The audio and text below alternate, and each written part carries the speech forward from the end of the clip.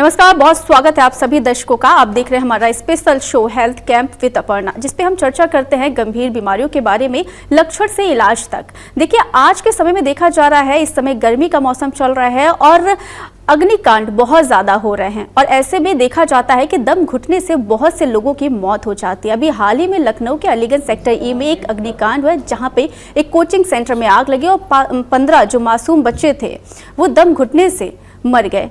अब देखिए, इस समय गर्मी का मौसम है। मौसम में जब भी परिवर्तन होता है तो देखा जाता है कि सांस संबंधित जो भी रोगी होते हैं, जिनको सांस लेने में तकलीफ होती है, जिन्हें अस्थमा है, सीओपीडी है और सांस संबंधित कोई भी बीमारी है, तो उन्हें सांस लेने में बहुत ज़्यादा दिक्कत होती है इस मौसम में। इन्हीं सब विषयों पे हम चर्चा करेंगे। इस वक्त हमारे साथ pulmonary and critical care medicine विभाग के डॉक्टर अनुराग त्रिपाठी मौजूद हैं और इनसे हम सीधे बात करेंगे। सर, बहुत स्वागत है आपका हमारे स्टूडियो में।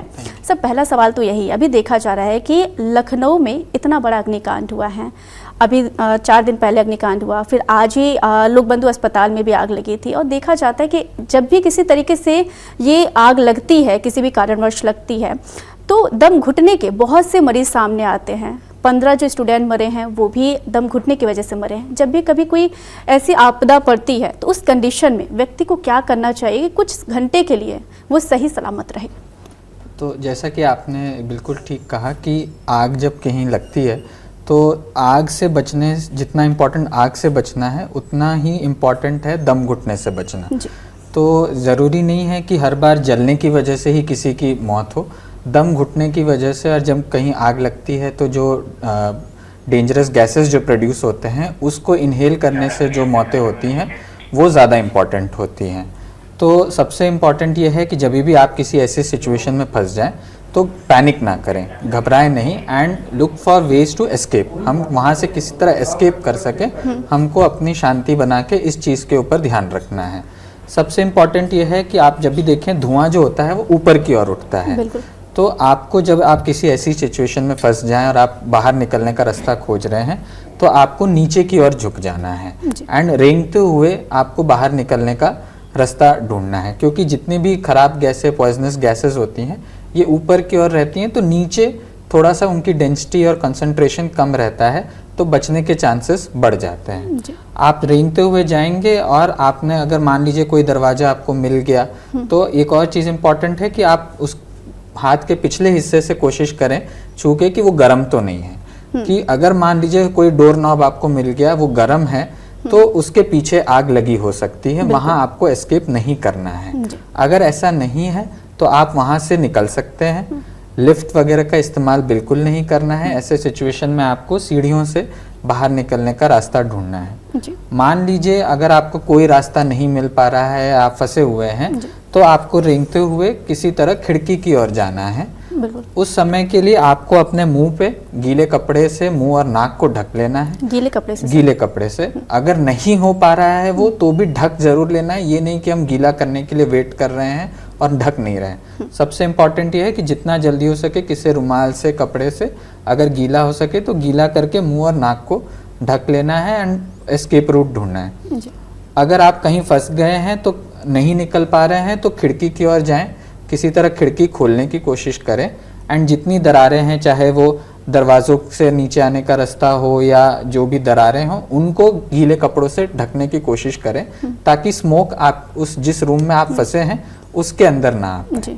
एंड फिर आप खिड़की की तरफ जाके वेट करें, कॉल फॉर हेल्प या फिर एम्बुलेंस को या फायर ब्रिगेड को कॉल करके बुलाएं। अभी देखा गया था ये जो अग्निकांड हुआ था अलीगंज सेक्टर ई में, तो वहाँ पे जो बच्चे थे वो बाथरूम के अंदर चले गए और गेट बंद कर लिया। ये कितना ज़्यादा खतरनाक है, क्योंकि हमने देखा कि 15 के 15 बच्चे जो थे वो अब इस दुनिया में नहीं है। क्या करना चाहिए ऐसी कंडीशन में कि देखिए, अगर वो जैसे कोई भी क्लोज्ड प्रेमाइसेस में जाना अवॉइड करना है।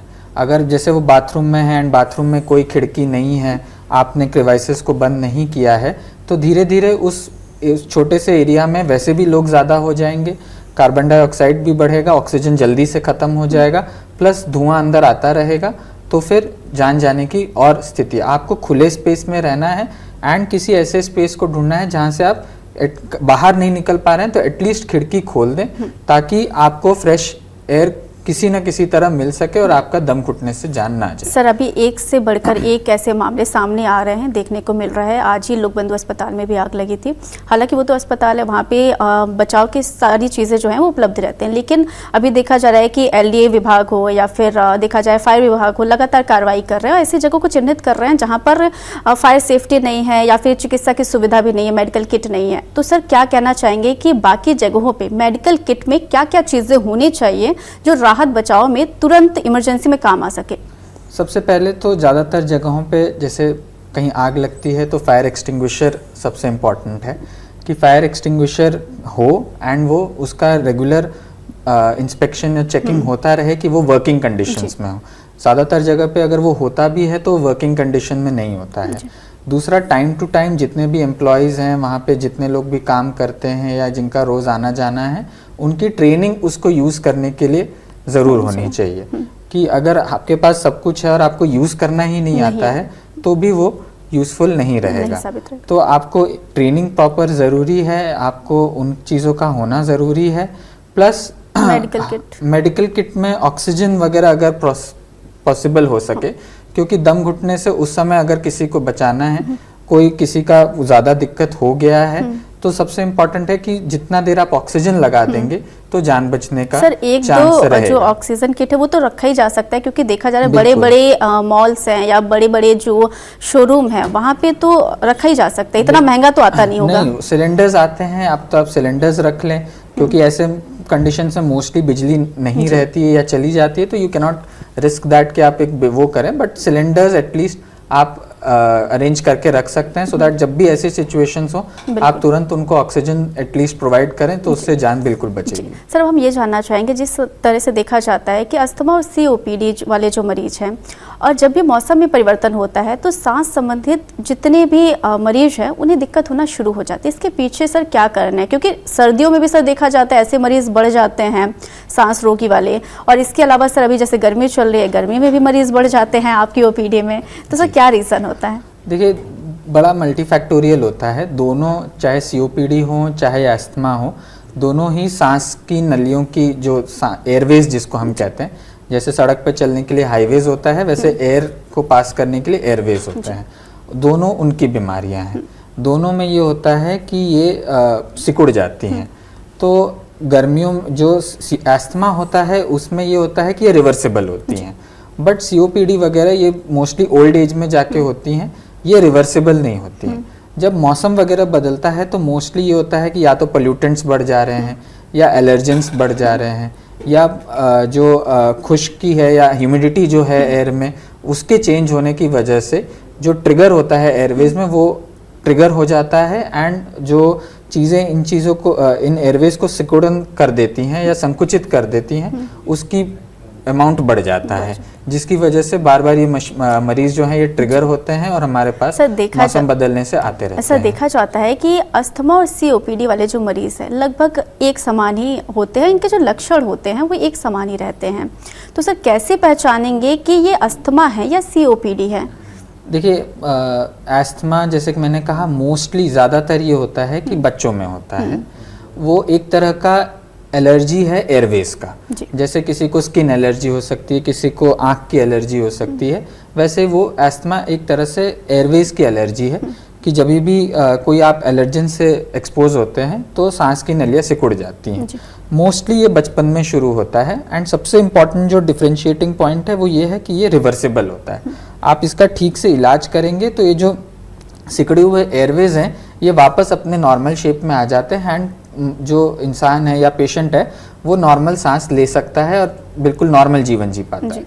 बल्कि जो COPD है वो भी एयरवेज की ही दिक्कत है, बट उसमें जो सिकुड़न होती है वो परमानेंट होती है। एक बार COPD हो गया तो जिस भी स्टेज में पेशेंट है उससे वापस नहीं आ सकता, एंड वो धीरे धीरे धीरे प्रोग्रेस करता है। जो दवाइयाँ हम देते हैं वो उस प्रोग्रेशन को स्लो करने में हेल्प करती है। हम ये देते हैं कि पेशेंट जितना भी उसकी दिक्कत है उसके साथ भी वो बिल्कुल नॉर्मल जीवन जीने की कोशिश करे, बट हम वहाँ से पीछे नहीं आ सकते। तो COPD एंड अस्थमा में बेसिक डिफरेंस यही है कि अस्थमा अगर अपने सही टाइम पे पकड़ लिया तो वो बिल्कुल रिवर्सिबल है, और ये जो है ये रिवर्सिबल नहीं है बट कंट्रोलेबल डिजीज़ है। सर शुरुआती लक्षण इसके क्या होते हैं स्टार्टिंग में जब ये होना शुरू होता है तो? तो जैसे मैंने आपको बताया कि मोस्टली बच्चों में होगा। पेशेंट्स मोस्टली जो एस्थमा के पेशेंट्स होते हैं वो उनको सांस फूलती है बट हर समय नहीं फूलती। आप उनसे पूछेंगे कभी आप बिल्कुल ठीक रहते हैं, तो वो कभी कभी बिल्कुल नॉर्मल आप और मेरे जैसे भी रहते हैं। जब वो किसी एलर्जिन से या किसी ट्रिगर से उनको एस्थमा का अटैक होता है तभी उनको दिक्कत होती है। खांसी आना उसका एक लक्षण है। मरीज बोलता है कि गले में से सीटी जैसी आवाज़ आती है। कई मोस्टली एस्थमा के जो सिम्टम्स होते हैं वो रात में या अर्ली मॉर्निंग में होते हैं, तो ये एस्थमा के अर्ली सिम्टम्स होते हैं। अगर आप सीओपीडी की बात करेंगी तो जैसा मैंने आपको बताया कि वो परसिस्टेंट होता है, मोस्टली थोड़े ओल्ड एज के मरीजों में ज़्यादा देखने को मिलता है, धीरे धीरे प्रोग्रेस करता है। तो मरीज जो होगा बोलेगा कि मैं पहले इतना काम कर पाता था, अब मैं इतना नहीं कर पाता हूँ। उसको सीढ़ी वगैरह चढ़ने में ज़्यादातर जो मरीज शुरुआती स्टेजेस में आते हैं वो ये बोलेंगे कि अब मुझे सीढ़ी चढ़ने में पहले मैं इतने फ्लोर चढ़ जाता था, अब मैं नहीं कर पाता हूँ। खांसी आना एक उसमें भी सिम्टम है, सुबह सुबह बलगम आना एक इसमें भी सिम्टम है। बट जैसे जैसे डिजीज़ बढ़ती है सीओपीडी में, वो अपने रोज़मर्रा के काम करने में भी उसको दिक्कत आ सकती है। सर क्या ऐसा होता है क्या कि ये जो मरीज हैं अस्थमा से पीड़ित हैं या फिर सीओपीडी से पीड़ित हैं, तो ये पीढ़ी दर पीढ़ी बच्चों में भी होता है?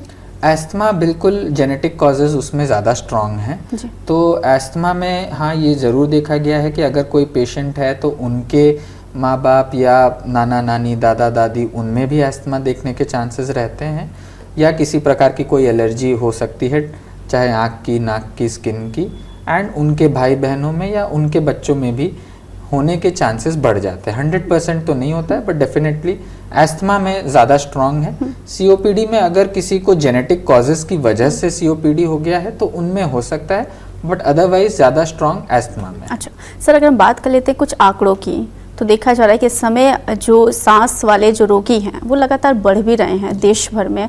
तो सर क्या आंकड़े कहते हैं देश भर के या अपने उत्तर प्रदेश के आंकड़े क्या हैं? देखिए आंकड़े की बात करें तो अराउंड देश भर की बात करें तो अराउंड 3 करोड़ एस्थमा के मरीज हैं देश भर में, एंड सीओपीडी के मरीज करीब 5 से 6 करोड़ हैं देश भर में। बड़ी संख्या है सर। बड़ी संख्या है। दूसरा, अगर आप उनसे रिलेटेड मौतों की बात करें तो सीओपीडी पूरे दुनिया में मौतों का तीसरा सबसे बड़ा कारण है। तो हम लोग मोस्टली कैंसर को, हार्ट अटैक को, इनको ही ज़्यादा तवज्जो देते हैं, बट सीओपीडी किसी से पीछे नहीं है। वो पूरे दुनिया में तीसरा सबसे बड़ा कारण है। एंड कंसिडरिंग यूपी, तो यूपी क्योंकि इंडिया का सबसे बड़ा स्टेट है, सबसे ज़्यादा पॉपुलेशन वाला स्टेट है, तो यहाँ मरीज़ भी सीओपीडी और एस्थमा के कंट्री में पॉपुलेशन की वजह से सर, अगर हम मेडिसिन की बात कर लेते हैं तो पिछले 1-2 सालों में कोविड के बाद से अगर हम बात करते हैं तो क्या कुछ ऐसी नवीन जो मेडिसिन है वो आई हुई है क्या, जिसका इफेक्ट जो है वो बहुत अच्छे से हो रहा है ऐसे मरीजों में? देखिए बेस्ट मेडिसिन आज भी इनके लिए, चाहे सीओपीडी हो चाहे एस्थमा हो, इनहेलर्स ही हैं जी। सबसे अच्छी बात यह है कि ये डायरेक्ट जहाँ दिक्कत है वहीं पे एक्ट करती हैं, तो इनके साइड इफ़ेक्ट्स होने के चांसेस कम से कम हैं। नई मेडिसिन की बात करें तो हाँ डेफिनेटली जैसे जैसे साइंस आगे बढ़ा है तो मेडिसिन इस तरह की हो गई हैं कि पहले आपको हो सकता है दिन में 2 बार 3 बार जो इनहेलर्स लेने पड़ते थे, अब वो दिन में 1 बार से ही काम हो जा रहा है। तो इस तरह की मेडिसिन आ गई हैं, बट आज भी जो मेन इंपॉर्टेंट मेडिकेशन है, जो सबसे अच्छी मेडिसिन है, वो इनहेलर्स ही सर किस कंडीशन में मरीज को इनहेलर दिया जाता है? क्योंकि स्टार्टिंग वाले जो हैं उन्हें तो ऐसे दिया नहीं जाता होगा, या फिर क्या कंडीशन रहती है सर? देखिए इनहेलर्स एक तरह से आप चाहे स्टार्टिंग हो चाहे बहुत एडवांस्ड हो, इनहेलर दिया ही जाता है। ये हो सकता है कि आप कितनी फ्रिक्वेंसी में दे रहे हैं। जो एस्थमा के बिल्कुल शुरुआती मरीज होते हैं, जिनको बहुत ही माइल्ड हम अपनी भाषा में कहते हैं, उनको ये हो सकता है कि हम इनहेलर सिर्फ तब के लिए बोलें जब उनको दिक्कत हो, बाकी नहीं लेने के लिए कहें। और जिनका डिजीज़ काफ़ी सिवियर हो जाता है उनको हम रोज़ इनहेलर लेने के लिए बोलते हैं।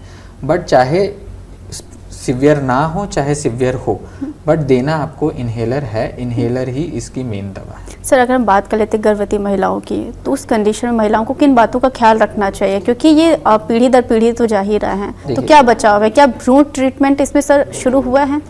देखिए ऐसा तो कुछ नहीं शुरू हुआ है, बट हाँ एक चीज़ ज़रूर इम्पॉर्टेंट है कि प्रेगनेंसी में एस्थमा के जो कंट्रोल होता है वो बिगड़ने का चांस रहता है। अगर एस्थमा का कंट्रोल किसी नॉन एस्थमेटिक को कोई प्रेग्नेंट है तो अगर आपने उनका एस्थमा ठीक से कंट्रोल नहीं किया तो वो सिवियर एस्थमा या एक्यूट एस्थमा का भी रूप ले सकता है, जो कि जानलेवा भी हो सकता है मदर के लिए भी एंड चाइल्ड के लिए भी।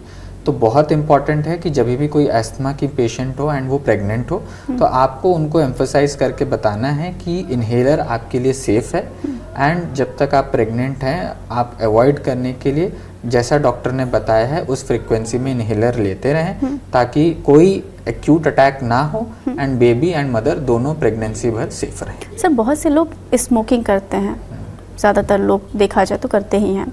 ये स्मोकिंग का कनेक्शन जो COPD वाले मरीज हैं या फिर जो अस्थमा के मरीज हैं उनको कितना ज़्यादा मतलब कि मौत की तरफ लेकर के जाता है? देखिए सिर्फ डेफिनेटली जो मोस्ट इम्पॉर्टेंट कॉज है COPD का वो आज भी स्मोकिंग है, चाहे इंडिया की बात करें चाहे दुनिया की बात करें। इंडिया में स्मोकिंग चाहे सिगरेट के फॉर्म में करें चाहे बीड़ी के फॉर्म में करें, सबसे इम्पॉर्टेंट फैक्टर स्मोकिंग ही है। और जैसे जैसे आप स्मोकिंग ज़्यादा करेंगे, अभी हमारे डिपार्टमेंट में नो टोबैको डे पे अभी हमने एक प्रोग्राम भी किया था, तो जितना ज़्यादा आप स्मोकिंग करते हैं ना ही सिर्फ COPD and asthma, heart attacks, cardiovascular diseases, stroke, lung cancer, किसी और चाहे ओरल कैंसर हो, पेट का कैंसर हो, हर तरह के कैंसर्स के भी रिस्क बढ़ाता है। तो स्मोकिंग इज़ नॉट जस्ट कि COPD और एस्थमा ही आपको ट्रिगर करेगा, वो दुनिया जितने ऑर्गन्स हैं बॉडी के उसको नुकसान पहुंचाता है एंड सूनर और लेटर कोई ना कोई आपका ऑर्गन खराब होगा एंड डेथ के चांसेस बढ़। सर देखा जाता है जिन लोगों को अचानक से अस्थमा का अटैक आता है उन्हें समझ में नहीं आता या उनके परिवार वालों को समझ में नहीं आता कि तुरंत में क्या हुआ है, क्या कंडीशन है। तो सर उस कंडीशन में क्या करना चाहिए? क्या ऐसे सिम्टम्स ऐसे कुछ सामने आते हैं जिससे पता चल सके कि हाँ ये अस्थमा का अटैक है या COPD का अटैक है? क्या तुरंत में किया जाना चाहिए ट्रीटमेंट में? देखिए अगर किसी की अचानक वो इन्हेलर ले रहा है, अचानक बहुत ज़्यादा सांस फूलने लगी है, तो हम ऐसे पेशेंट्स को COPD या एस्थमा का अटैक बोलते हैं। सबसे इम्पॉर्टेंट ये है कि जो भी इन्हेलर आपके पास है पहले आप उसको एक बार ले लें। अगर आपको उससे आराम मिल रहा है तो फिर आप उसको वेट कर सकते हैं।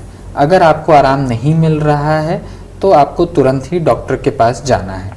इसके साथ साथ जैसे मान लीजिए आपके पास इन्हेलर नहीं यूज़ कर रहे थे, उस समय नहीं है, तो डेंजर साइंस जो कहते हैं हम लोग कि अगर किसी को अचानक खूब ज़्यादा पसीना आने लग रहा है, उसके हाथ, मुंह और हाथ की जो उंगलियां हैं वो नीली पड़ रही हैं, बेहोशी की हालत में वो पहुंचने लगा है, तो ये डेंजर साइंस हैं। जो सेंटेंसेस वो बोलना चाह रहा है वो कंप्लीट ही नहीं कर पा रहा है, एक सेंटेंस भी नहीं बोल पा रहा है, तो आपको तुरंत अपने नज़दीकी स्वास्थ्य केंद्र पे जाके डॉक्टर को कंसल्ट करना है। ये डेंजर साइंस। सर लोगों को जागरूक करने के लिए सरकार की तरफ से क्या कुछ योजनाएं चल रही हैं या क्या कुछ पहल किया जा रहा है? मेडिकल कॉलेज की ओर से क्या कुछ पहल किया जा रहा है?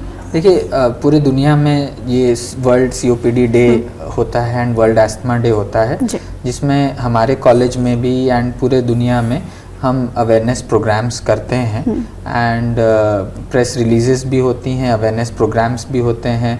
इस पे बहुत सारा रिसर्च भी हो रहा है, इनमें कॉन्फ्रेंसेस भी हो रही हैं ताकि जो लोकल लेवल के जो डॉक्टर्स टर्शरी केयर सेंटर पे नहीं हैं, जो PHCs पे हैं, जो CHCs पे हैं, वो भी इस बीमारी को पहचाने एंड इसका प्रॉपर इलाज कर सके। सर इसकी जांच की अगर हम बात कर लेते हैं अस्थमा और COPD की, तो क्या कुछ जांचें इनकी होती है जो नज़दीकी स्वास्थ्य केंद्र में लोगों को ईजिली मिल जाए?